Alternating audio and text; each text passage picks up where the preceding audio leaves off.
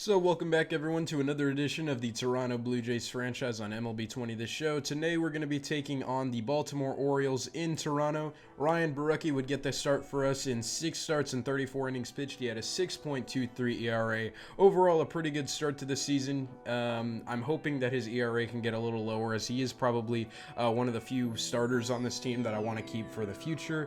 On the mound for the Orioles was Ty Blach.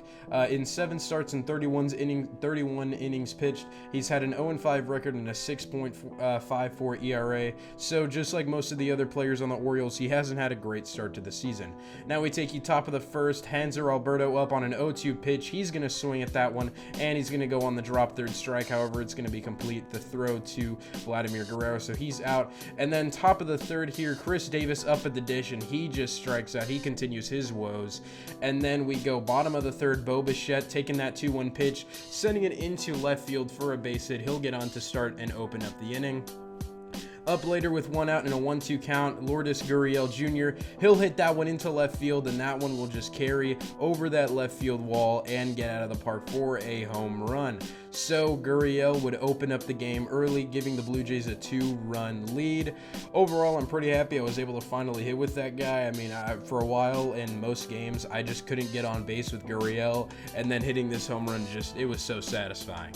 Now moving on, top of the 4th inning, Borucki with a little bit of a bases loaded jam here, as that one would be popped up with 1 out to Teoscar Hernandez. And just get a good look at this. Hernandez gets it, they try to tag up and get the run at home, and Hernandez guns the man down at the plate, and that one would get Borucki out of the jam. Now taking over top of the 5th, 2-2 pitch to Chris Davis, and Chris Davis goes down swinging at that one.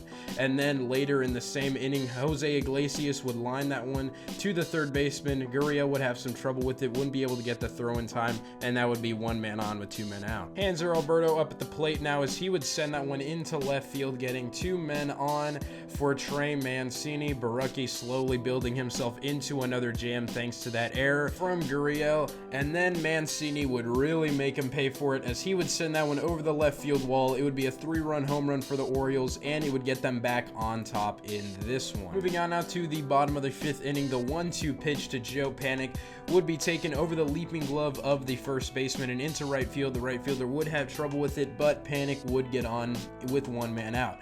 After that, that would be the end of Ty Blach's day, as Wade LeBlanc would be coming in relief form. In 17 games and 36 innings pitched, he had a 4.91 ERA on the season, so he's not having the greatest year. As then Gurriel Jr. up at the plate, he would get himself on base, so 2 men on with only 1 man out now in the bottom of the 5th. This would lead to Teoscar Hernandez taking up on the full count, and he would get walked, so that would load up the bases for up next, which would be Randall Grichuk. Grichuk having a decent season, as he would chop that one back up to the pitcher, and the pitcher for some reason didn't go home with it, so the Blue Jays tie up the game on the Grichuk chop out.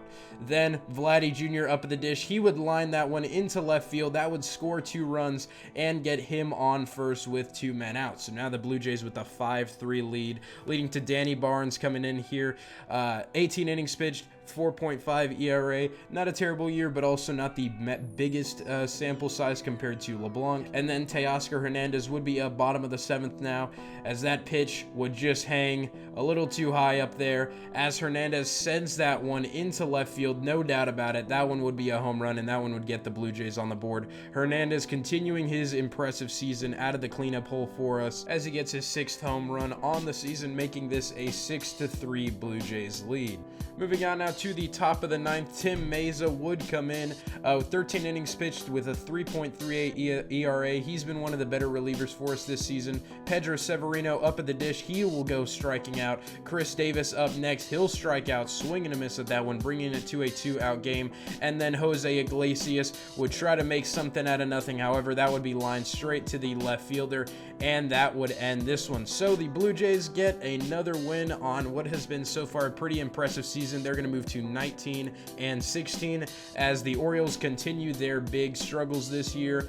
Overall, this was a really good game for us. I really like the way the offense has played, and you're going to see here in the monthly recap, we have been on fire to open the season. So let's go ahead and get into the recap over how the season's gone so far. Alright, so in the month of May, we opened up by beating the Yankees and sweeping the Orioles. We've just had a really great month for offensive production. A lot of our guys have rebounded on slow starts or just completely come out slamming. For example, Kevon Biggio, you're going to see when we get to the stats here, he has an over 1 OPS, and Vladdy Jr. has rebounded as well. But look at Kevon Biggio, 13 home runs on the year. He's not even a power guy. He's batting usually bottom of the order. Travis Shaw is just continuing his stellar season. Teoscar Hernandez and Bo Bichette are both doing really well. Gurriel Jr., he's back up at that all-star number OPS, which really makes me happy. Vladdy Jr. has also completely gotten back to where he should be, and hopefully he just continues to get better over the year. And a lot of guys, all of our guys are doing pretty well. And then once you get into the kind of platoon mates here and Rowdy Tellez, Joe Panic, and Caleb Joseph, this is where we hope the OPS can be a little better. For Joe Panic, I was hoping that he would be like a 360 OPS guy for us, and just that hoping that he can kind of rebound and get on base more.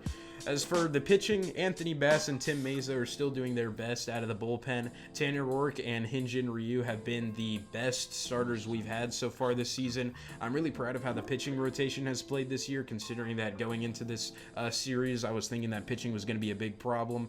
But then again, I guess we can also mask some of these higher ERA guys with just how good our offense has been.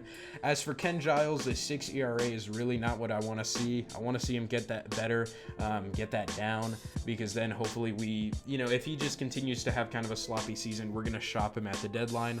As for the standings, we're 2.5 games out of first place and 1.5 games out of the wild card.